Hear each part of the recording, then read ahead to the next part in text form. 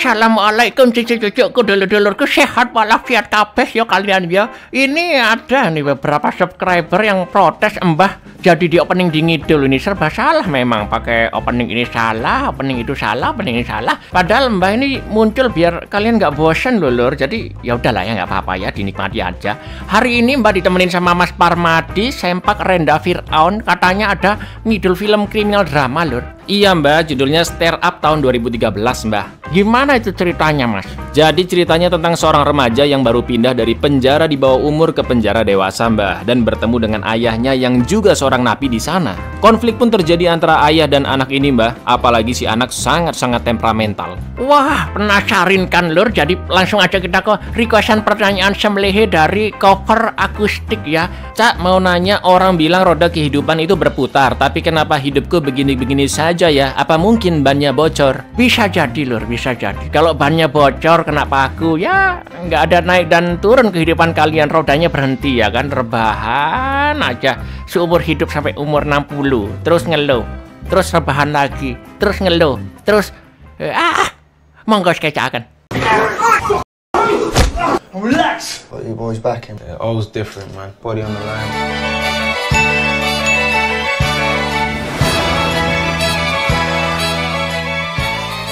Eric adalah seorang tahanan berumur 19 tahun yang dipindahkan dari penjara remaja ke penjara dewasa dengan pengamanan ketat. Karena Eric tidak menunjukkan perbaikan sikap selama ditahan di penjara sebelumnya. Padahal seharusnya Eric baru boleh dipindahkan ketika umurnya 21 tahun. Sesampainya di penjara dewasa, sekujur tubuh Eric pun dicek oleh penjaga sampai bugil dan diberikan baju baru. Setelah itu barulah dia diantar melewati beberapa pintu besi, sampai akhirnya tiba di ruang tahanannya yang bernomor 111 dengan ukuran kira-kira 3 x 1 meter saja, yang hanya berisi kasur, meja, dan juga WC. Setelah sipir menutup pintu, Eric pun hanya bisa terdiam menyesali kondisinya sekarang. Lalu Eric membuka barang-barang bawaannya dan membakar ujung sebuah sikat gigi bekas agar bisa dipasangkan dengan silet pisau cukur sebagai senjata untuk jaga-jaga, ya kan? Sementara bagian sikat gigi lainnya juga dibakar untuk menjiplak bentuk skrup di lampu neon, dan bekas bakaran itu berfungsi sebagai obengnya. Sangat cerdas sekali, bukan? Ketika tutup lampu neon sudah terbuka, Eric pun menyembunyikan senjatanya tadi ke dalam sana.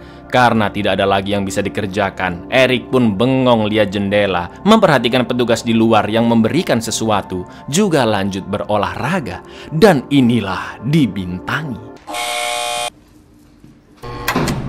Ini good.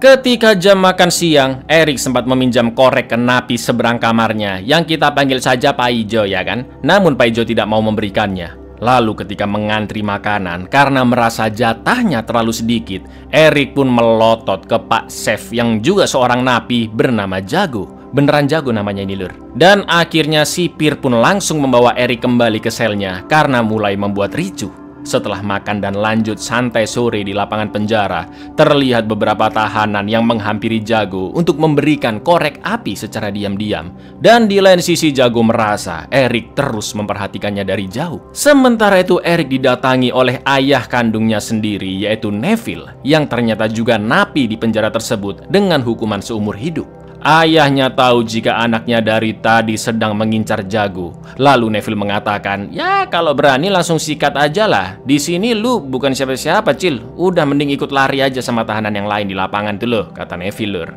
Eric pun langsung lari mengitari lapangan, sedangkan Neville kembali ke selnya dan melihat gambar buatan Eric ketika masih kecil. Selama ini Neville memang rindu dengan keluarganya, tapi ironisnya Neville malah bertemu kembali dengan anaknya yang sesama tahanan di penjara.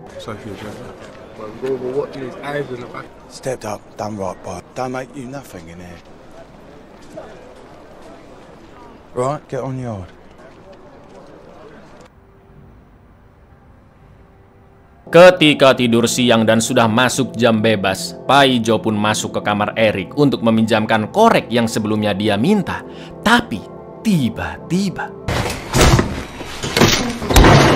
ya, Eric refleks meninju Pak Ijo dan menghantamkannya ke sudut tembok yang membuatnya langsung pingsan dan berdarah-darah. Eric pun sangat panik ketika dia melihat korek di tangan Paijo yang ternyata dia hanya ingin meminjamkannya ke Eric. Setelah itu Eric membopong Paijo ke pintu depan dan meminta pertolongan agar Paijo segera dibawa ke klinik.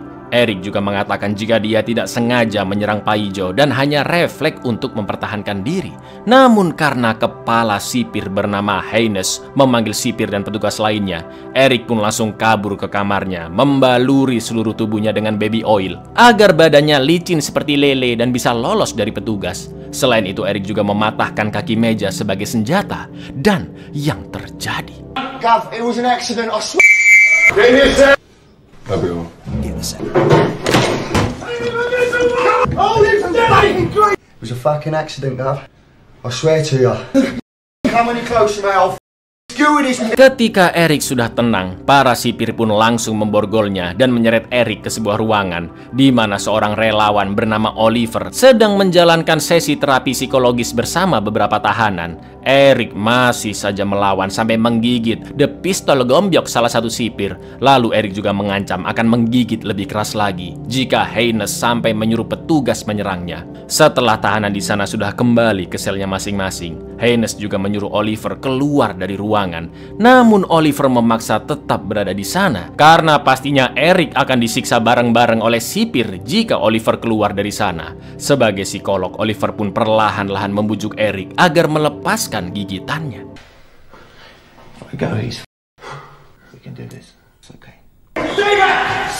Eric pun dikembalikan ke selnya dan ngerinya dia malah ketawa-ketawa sendiri dong, kayaknya udah sakit pikirannya ini. Setelah itu Haynes, Oliver dan beberapa sipir lainnya mengadakan rapat dadakan bersama kepala penjara yaitu Bu Christine. Tak lama kemudian Eric juga dipanggil ke sana dan diminta mengikuti terapi psikologis bersama Oliver. Untuk kali ini Eric memang diperbolehkan ke selnya yang biasa. Namun jika terjadi insiden satu kali lagi, Eric akan dimasukkan ke sel khusus yang berada jauh dari tahanan lainnya. Akan tetapi Eric malah menjawab, jika nantinya terapi sukses membuatnya tobat dan tahanan-tahanan lain juga terrehabilitasi, maka angka kriminalitas akan menurun, polisi kekurangan orang-orang untuk ditangkap, dan pendapatan orang-orang yang bekerja di bidang hukum pasti akan menurun, seperti Haynes dan Christine. Wah, emang ini anak gak ada takutnya ya kan? Dan karena Eric mulai memberontak lagi, dia akhirnya dipindahkan ke sel khusus untuk sementara waktu dan akan segera menjalani terapi psikologis bersama Oliver. I'm prepared to offer you a place back on a special kind of therapy. I'll just take him back. Any non-compliance and he's off the group and back down here. With your initial, Oliver thinks he needs.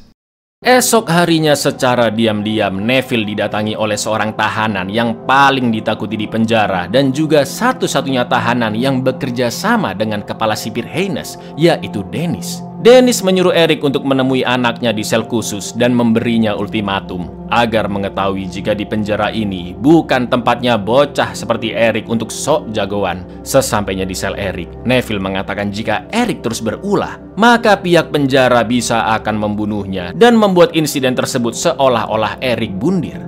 Dengan mata yang berkaca-kaca, Eric pun mengaku tujuannya masuk ke penjara itu karena hanya ingin bertemu dengan ayahnya. Eric sangat rindu momen-momen ketika masa kecil saat dia melihat kedua orang tuanya masih bersama. It's not no young offender's turnout. Don't make it look like you will do what you're told. Behave. 5 years old, I sat on your knee. Slag each other off. Tomorrow you'll be back up. Come to see you, you know. Besoknya Eric dipindahkan ke selnya semula yaitu nomor 111 yang masih banyak noda darah dan pasir bekas insiden memukul Paijo dan dikeroyok sipir. Lalu Eric pun diam-diam masuk ke sel Bang Jago, menyolong 2 korek api di sana dan memberikan 1 ke Paijo untuk menebus rasa bersalahnya. Saat Eric lanjut bersih-bersih sel, terlihat Jago yang emosi karena selnya berantakan dan Eric pun hanya cengar-cengir melihatnya.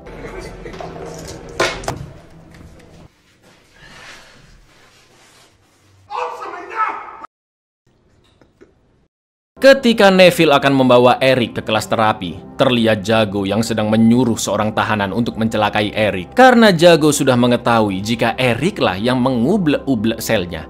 Lalu sesampainya di kelas terapi Oliver, Eric bertemu dengan beberapa tahanan yaitu Des, Tyron, Hasan, dan juga Ryan. Baru aja datang, Eric langsung nyebat dong dan sama sekali tidak menggubris Oliver yang melarangnya. Tak lama kemudian Neville pun datang, mengambil rokok dan korek Eric, juga memaksanya untuk mendengarkan perkataan Oliver. Selain itu, Neville juga menyuruh Oliver agar bersikap lebih keras lagi ke Eric, agar anak itu mau mendengarkannya. Akan tetapi Eric masih belum bisa anteng di kelas. Emosinya kembali meledak karena tidak suka diawasi oleh penjaga di luar. Eric pun mengancamnya dengan pulpen, yang untungnya bisa ditenangkan oleh Oliver. Eric pun akhirnya diantar ke selnya, dan Oliver meminta tolong ke Hasan juga Tyrant agar mengawasi Eric dari tahanan-tahanan lain yang ingin menyerangnya. Karena sikap Eric yang mudah temperamen bisa membahayakan nyawanya sendiri di penjara tersebut. Could I have my pen back, please? Would you do me a favor and just get me? He's only a kid. Ternyata dugaan Oliver bener, lur. Eric dikeroyok 3 orang sekaligus atas perintah jago pas lagi lagi. Bahkan endasnya sampai dicelupkan ke WC. Hasan yang melihatnya pun langsung OTW ke sel Eric dan menyerang orang-orang suruhan jago. Bahkan Hasan memberikan sabun ke Eric yang kepalanya terkena dari WC-nya. Kayaknya si Hasan ini adalah tahanan yang sudah tobat, ya kan? Dia nurut perintah dari Oliver yang memang ingin merehabilitasi orang-orang seperti Eric agar menjadi lebih baik. Eric pun sempat merasa aneh mengapa Tyrant dan Hasan percaya kepada orang seperti Oliver. Mereka pun menjelaskan jika Oliver hanyalah seorang relawan yang memang mengabdikan dirinya tanpa dibayar dan tidak bekerja di bawah manajemen penjara. Relax! Got you boys back in. Yeah, I was different, man. Body on the line. Sementara itu Neville memperhatikan Eric yang mulai punya teman. Setelah itu dia pun pergi ke sel anaknya dan mengatakan bahwa Eric bisa berbicara dengannya jika membutuhkan sesuatu, bukannya malah meminta ke temannya. Ya kan nggak apa-apa aku punya teman, kata Eric, lur. Terlihat jelas sikap Neville sebagai orang tua yang takut tidak dibutuhkan lagi oleh anaknya. Di lain sisi kita diperlihatkan Haynes yang memberikan amplop secara diam-diam ke pentolan napi, yaitu Dennis. Told you to go in the room. Slow down. What's that about? You need anything? You come see me. Like the old days. Keep the show on the road, Dennis. Keesokan harinya Eric kembali masuk kelas terapi Oliver, tapi Ryan terus membahas insiden kemarin ketika Eric hampir melukai penjaga dan kabur dari kelas. Yang akhirnya Eric pun emosi dan berusaha ditenangkan oleh Des. Kelas pun semakin runyam dan mereka mulai terbagi menjadi 2 kubu, yaitu yang tidak suka dengan sikap Eric dan mereka yang membela Eric. Des sempat bersitegang dengan Hasan, namun bestinya Tyrant terus melerainya. Melihat itu semua, Eric pun hanya terdiam dan mulai sadar jika ternyata ada saja orang yang mau membelanya, meskipun Eric bukanlah orang baik. Sementara itu Oliver menjadi penengah mereka agar situasi tetap kondusif. Hey, why you run last? Chose to hold it down instead. Whatever. You leave it to. Like that, Ryan, that was... I'm stepping in, mugging man off like what? I'm standing up because I'm standing up. What? You got a topic? No, I'm just listening, ain't I? Setelah itu Eric datang ke sel ayahnya untuk ngobrol 4 mata antara anak dan orang tua. Di sana Eric pun bertemu dengan teman sekamar Neville yaitu Ashley. Dan tak lama kemudian ayahnya pun datang. Eric mengatakan bahwa kedatangannya ke sana agar tidak ada lagi masalah di antara mereka. Karena selama dia di penjara, Neville hanya menyuruh-nyuruh dan memerintah Eric tanpa peduli dengan perasaannya. Namun Neville hanya menjawab, "Ya, segitu doang baper, ini penjara bos," kata Neville. Mendengar itu Eric pun semakin bingung dengan sikap ayahnya dan hanya bisa terdiam di kamarnya. Tell me to do stuff. I don't give a f about how I feel. Tell me the truth. What? He's coming. Setelah nge-gym dan latihan tinju bersama Tyrant, Eric yang sedang mandi tiba-tiba didatangi oleh orang suruhan jago sebelumnya dan berniat membunuhnya. Lalu, yang terjadi...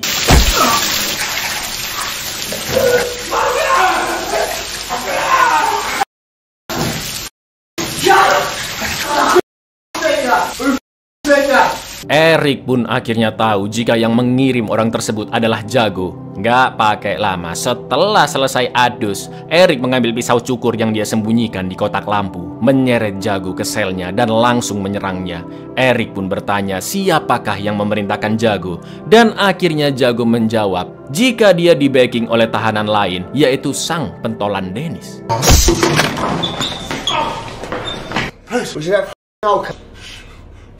Saat itu juga Eric OTW ke kamar Dennis yang ternyata dia sedang main catur dengan ayahnya Neville.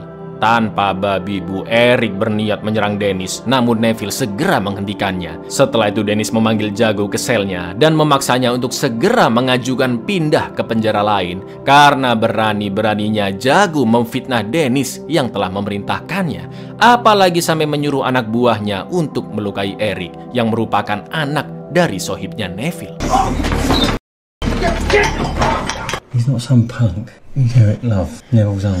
Dennis pun mengajak Eric untuk ngobrol-ngobrol santai sambil nyebat dan memintanya untuk melaporkan masalah-masalah yang dia hadapi ke Dennis daripada diselesaikan sendiri untuk mencegah terjadinya keributan karena Dennis adalah orang yang berpengaruh di penjara itu. Now you can take care of yourself. Also have friends of influence. While you attack people for the we can resolve any matters arising. Sementara Neville mengajak Oliver ngobrol empat mata dan menegurnya habis-habisan seperti orang tua murid yang ngomel-ngomel ke gurunya. Intinya Neville sangat ingin Eric berubah jadi lebih baik, namun tidak mempedulikan apa penyebab anaknya menjadi pribadi yang sangat temperamen. Neville pun terus mengatur-ngatur cara terapi Oliver, bahkan mengintimidasi dan mengolok-oloknya. Okay, he suffered enormous emotion. Oh, I never touched him. You weren't there. You have to help him. You have to teach him the answers, the things that... That's little letters after your name. No, life sad, oh cunt. Di kelas selanjutnya, alhamdulillahnya Eric sudah bisa berbaur dengan teman-temannya, juga lebih dapat mengatur emosinya. Eric juga terlihat semakin dekat dengan dua sohibnya yaitu Tyron dan Hasan. Setelah itu Neville pun diam-diam menemui Tyron karena dia kepo apa yang sebenarnya mereka bahas di kelas Oliver. He's smiling, look at him, he's smiling. Anger management. Thanks. For what, love? For the tea, innit? What's she doing that group? Talk, innit? Sometimes it can go. Karena penasaran, Neville pun datang ke kelas terapi. Namun Neville malah mempermalukan Eric dengan memarahinya dan membentaknya berkali-kali. Emosi-emosi nggak jelas lah. Padahal Eric tidak melakukan apa-apa lur. Setelah Neville pergi, Eric pun merasa malu dengan tingkah ayahnya. Emosinya pun kembali tersulut setelah melihat ayahnya tadi. Karena memang kondisinya yang belum stabil. Right now? Come on, don't start with me, alright? Rise above it. Ryan. I'm help. The wrong kind of help right now. Keributan pun kembali terjadi di kelas Oliver gara-gara Ryan yang mulai kompor. Namun untungnya situasi berhasil kondusif kembali. Akan tetapi semua kejadian tadi diperhatikan oleh Haynes dan juga Christine yang kebetulan sedang berada di dekat ruang kelas. Mereka pun meminta Oliver untuk menyudahi kelasnya karena sesuai perjanjian jika terjadi satu insiden lagi, maka Eric harus dikembalikan ke ruang tahanan khusus. Oliver terus membujuk Christine agar memberinya kesempatan karena Eric telah menunjukkan kelakuan baik di kelasnya. Namun Christine tidak menggubrisnya dan tetap akan menjalankan keputusannya, yaitu menyeret Eric ke sel khusus. Do you care to tell me exactly what is... We agreed one incident and he would... Why are you so scared of something they might act? You need to calm it down. Di toilet, Haynes pun meminta maaf kepada Oliver karena orang seperti Eric memang sudah tidak bisa diselamatkan lagi. Saking emosi dan putus asanya, Oliver pun sempat mencekik Haynes dan mengembalikan lencana yang diberikan pihak penjara. Itu artinya Oliver memutuskan untuk berhenti mengabdi karena segala upayanya dalam merehabilitasi tahanan seolah-olah tidak dihargai oleh pihak penjara. Sorry about love. Everything we could to accommodate him in your...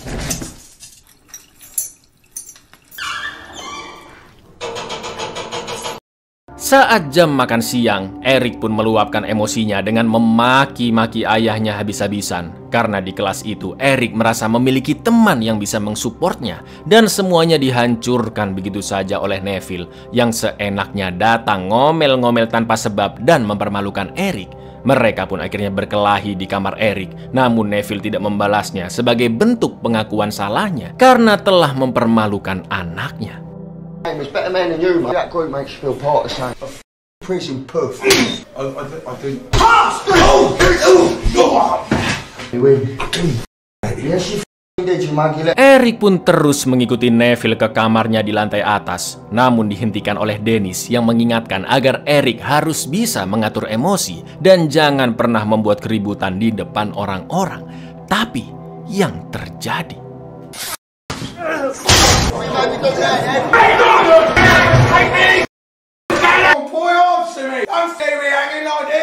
Neville dan Eric pun dibawa ke sel khusus karena telah membuat onar. Neville merasa khawatir jika kejadian ini membuat Eric dibunuh oleh pihak penjara atau mungkin oleh komplotannya Dennis dan kematiannya akan ditutupi sebagai kejadian bundir. Lalu ketika sebagian besar sipir sudah pulang, Neville membujuk seorang penjaga yang shift malam itu agar membuka pintu sel tahanannya dengan alasan Neville akan bundir di dalam jika pintu tidak segera dibuka.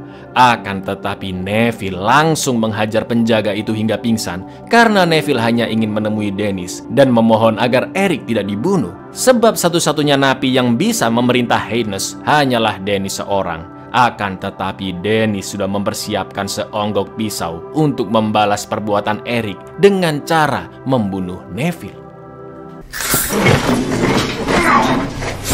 Hayes wanted it, not me. Get down there quick.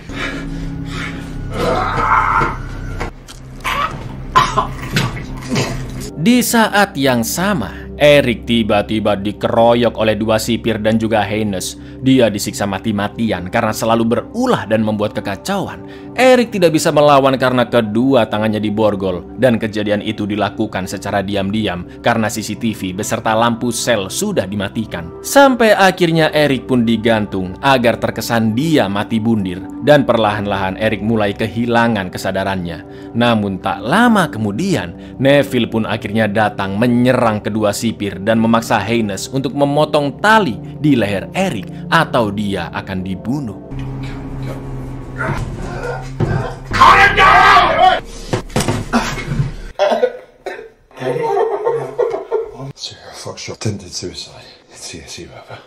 Setelah insiden Neville yang menusuk Dennis hingga tewas dan juga menggagalkan bundir anaknya, Neville pun akan dipindahkan dari penjara tersebut. Namun sebelum berangkat, sipir membolehkan Eric untuk menemuinya terakhir kali. Mirisnya saat itu akhirnya Eric memanggil Neville dengan sebutan ayah, dan Neville juga mengatakan jika dia bangga menjadi seorang ayah bagi Eric. Dari sini bisa kita simpulkan lur bahwa sebenci apapun orang tua dengan anaknya, mereka tetap menginginkan yang terbaik untuk buah hatinya. Cara mereka menunjukkan kasih sayang memang berbeda-beda, namun orang tua yang baik pasti tidak ingin anaknya terluka atau mengalami kesulitan dalam hal apapun. Dad! Proud to be your dad. Thanks, Dad. Buyar, ya begitulah drama konflik antara ayah dan anak ini ya kan. Jadi pesan moralnya apa lur? Janganlah kamu durhaka dengan orang tuamu meski bapak ibumu tidak bersikap layaknya orang tua lur. Itu. Assalamualaikum. Selamat berpuasa.